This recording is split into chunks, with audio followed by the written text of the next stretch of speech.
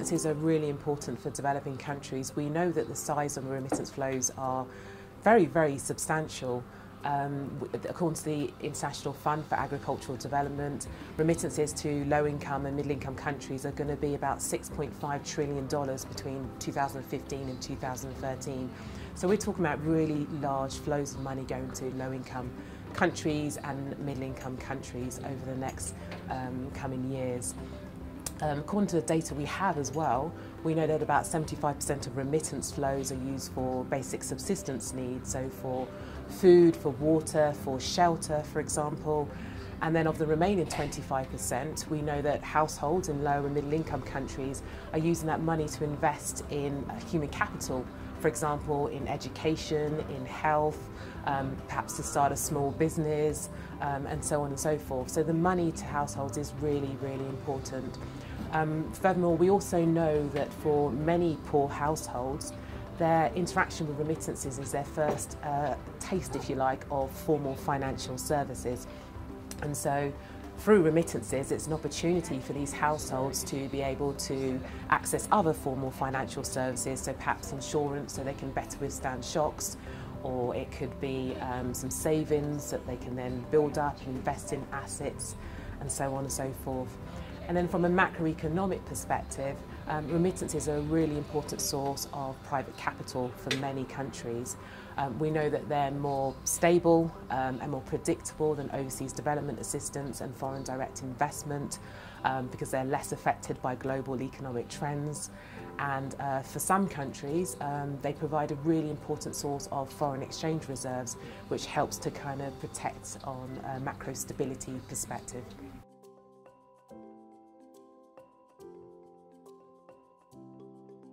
Yes, so the UK has committed to delivering the G20 and the Sustainable Development Goal commitments to reduce the average cost of remittances to around 3%, and certainly to have a maximum of a 5% on the transfer costs of remittances. And we know that if we can hit that 3% target, according to the International Fund for Agricultural Development, we can basically save households across the world around $20 billion per year in remittance transfer charges. And that's a really important saving for how they can then use that money for their basic needs and for other sort of financial purposes.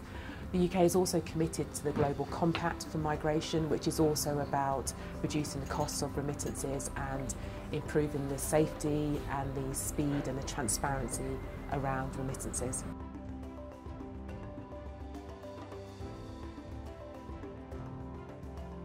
We know that back in 2008, the cost of transferring remittances worldwide was about 9.8%. And while that cost has decreased since 2008, it's plateaued at about 7%, so it's still quite high and certainly above the G20 and the SDG targets. We know that in the Southern Africa Development Community region, the cost of transferring remittances across borders still remains very high. It's some of the highest on sort of global average basis. And there's a lot of work, therefore, that we need to do there.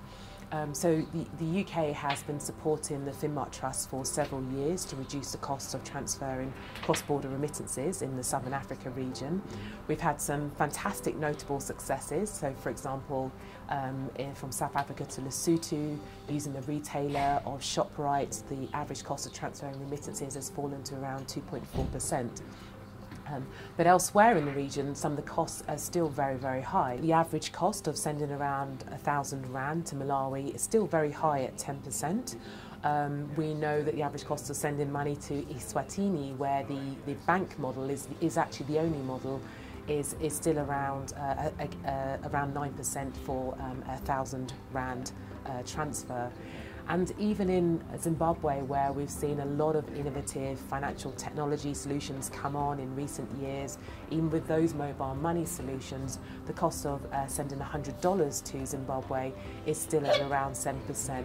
And the UK recognises that there is a lot of work to still be done to reduce the cost of remittances, and that the focus should be on a few areas. The first is around improving and strengthening the regulatory environment to ensure that it is a lot more conducive to enabling remittances to flow across borders.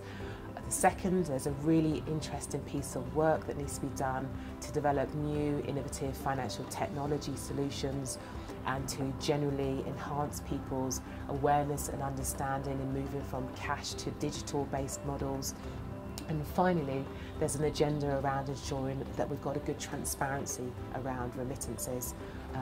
So yes, that's what we think we need to do going forward.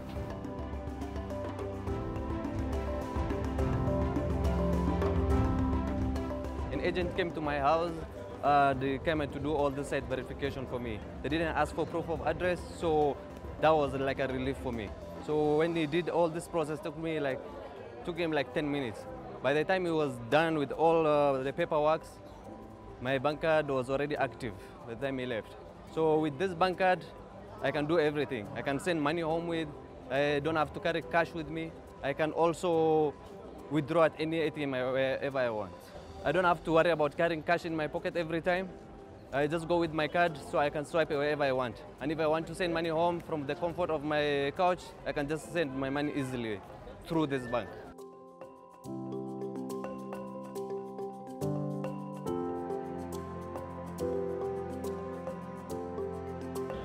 Comme Kurbange ha ke lo bula account ba batlile ID or passport e ke sebedisang ka ba fa ID passport ya ka ya Lesotho ba batla address ya mo ke dulang ke ba bolelletse yona ba ngola fatshe then ba nketsetsa account ya mokuru e changeile bophelo ba ka haholo bane ke khona go go hae ha ba re ha bana tšhelete ke senda tšhelete go Shoprite, Pick n Pay, then Spar and Pep.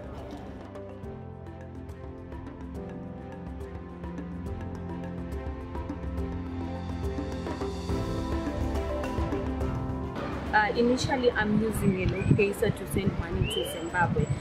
I registered in 2015 to send money to Zimbabwe, and it was so easy. When then they introduced their bank services, an agent came to my house to sign me up. They only requested a passport because I had no proof of residence.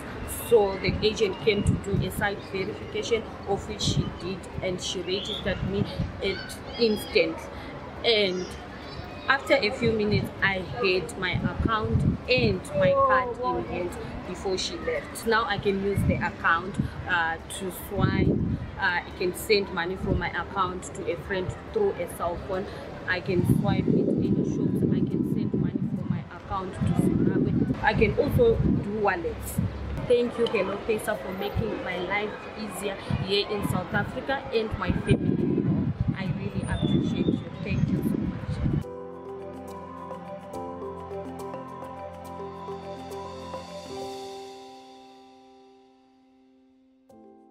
Hello Pearce make me easy life to my side because I was struggling to send money to Malawi. I was using buses to send money in Malawi, so I received another agent from Hello Pearce. He said, "I'm from Hello Pearce. Say money transfer." Then I say, "Okay." He came to my house. He said, "Can I sign you up?" Then I say, "What do you need if you to sign up Hello Pearce?" He said, "If you got your passport or even your Aslam." So I'm using Aslam. Then they signed me up with Aslam. After that, then they said, "You're gonna approve within 5 minutes or 10 minutes. You're going to be approved so that we can start sending money to Malawi." I said, "Then thanks." Then he take a screenshot to send to the offices in Pretoria.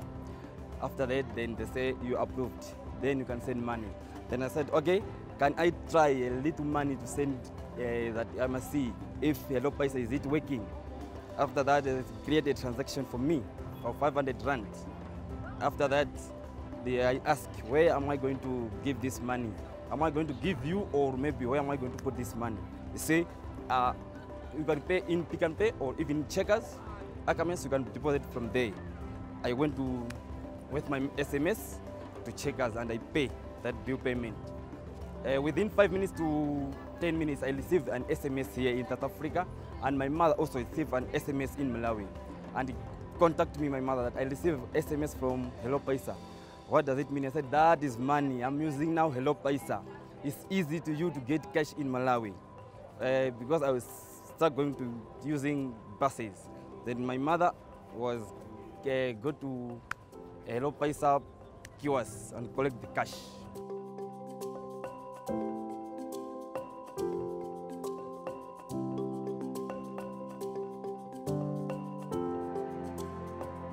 The remittance strategy in Finmark started, our remittances work started about a decade, about 10 years ago.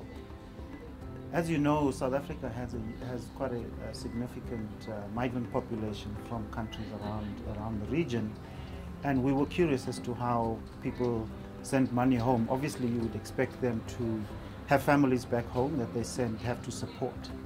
And so we started on this journey about 10 years ago, as I say.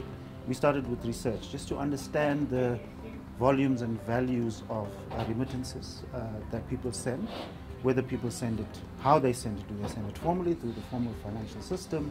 Do they send it informally with buses and taxis? What we discovered is actually the biggest number send it via informal channels, so through buses, taxis, families and friends.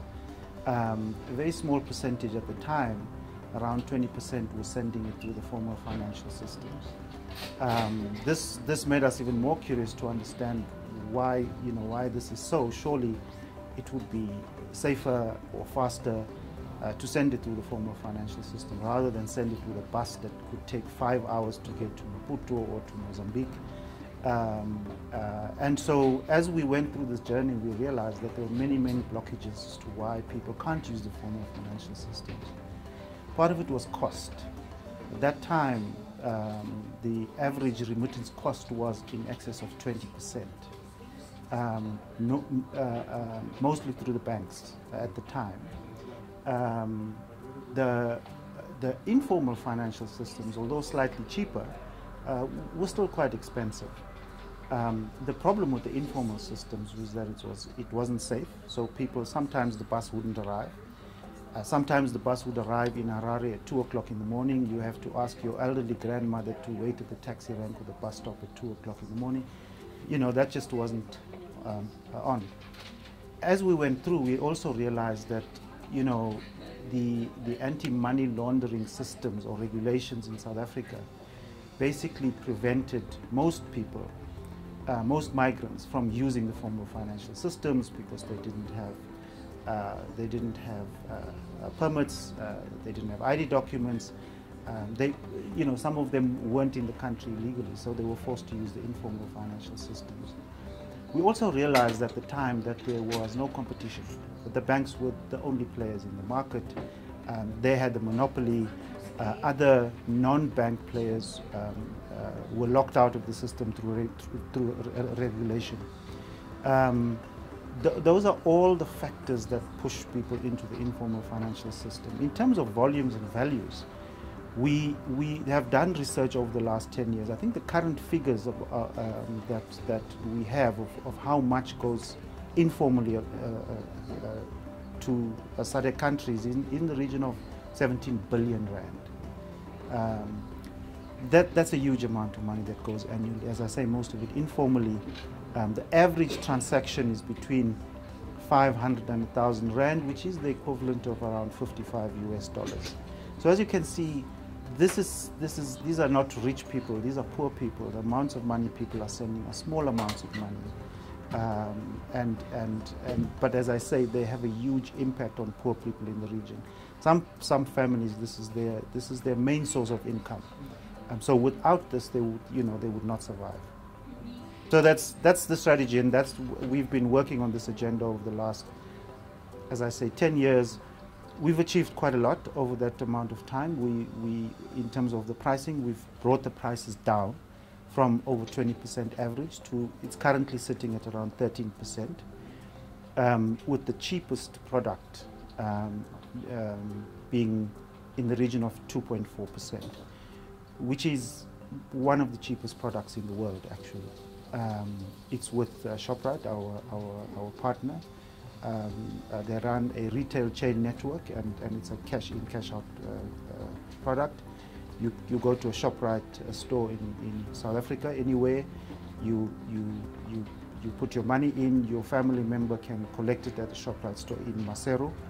And as I say, it's 2.4%. So we've made a lot of progress over the last while. We also have seen through the regulatory changes more non-bank players coming into the market. So as I say, retail chains, mobile operators coming into the market. And I would say the non-bank players are the ones that are able to provide a better service and a cheaper service. The anti-money laundering legislation has also reduced over the last while. So the current regulatory system is that you can you can produce an ID. You no longer require a proof of residence or proof of your legal status in the country. All of those requirements have reduced over the number of years. So we've made significant progress. We still have some way to go. The global target for remittances is in the region of, I think the G20 target is to get it to 5%. We're still about about 8% off the mark, and so we hope over the next few years we'll be able to get it down to 5%. That's the average cost. But as I say, there are cheaper products in the market now, than there were 10 years ago, and that's good for poor people in the region.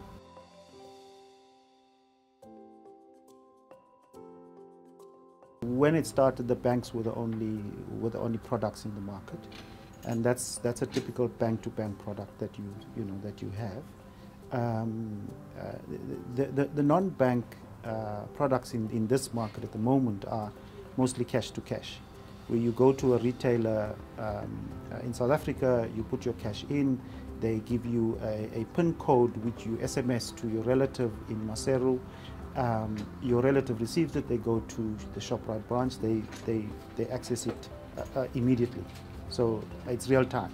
There's no waiting for it. I think that the key issue is convenience, the convenience to get money into the system in South Africa. Most migrants don't have easy access to banks, and even if they go to a bank, then they may not be allowed in. So it's easier for them to go to a retail store, for example, and then their relatives on the other side also have easy access to to these stores. There is still a problem with getting it from the major centers in the receiving countries into your relatives in rural areas. So that's still a challenge that we have to deal with. But those are the two key types of products that are in the market at the moment. We are exploring mobile options where you don't have to go to a retail store. You can use your mobile to transfer money. All of those products will come on stream, I'm guessing, in the next few years.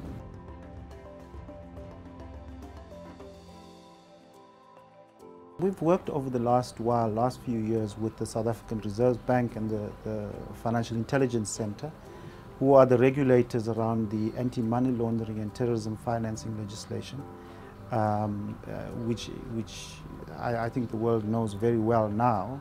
After 9/11, the world basically clamped down on people being able to use the financial systems to fund terrorism.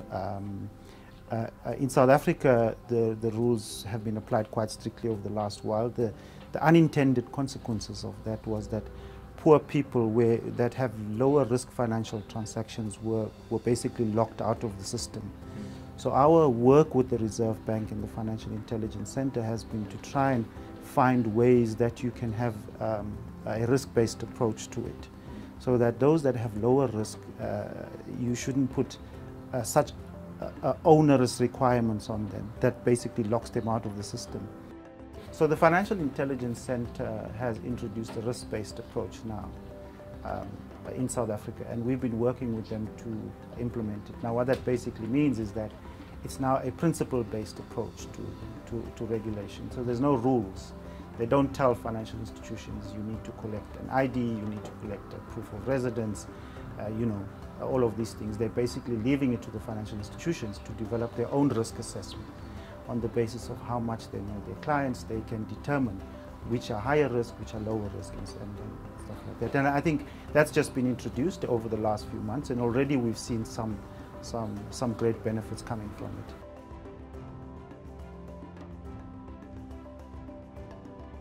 The work we've done has created a number of new products in the market over the last while. What we're looking at now is how can you use those products to serve a different constituencies. So small businesses or small traders going across the borders in South Africa to Mozambique, to Zimbabwe, to Swaziland. How can they use these products to do their businesses better? At the moment, those traders are taking cash across the borders, which is very risky.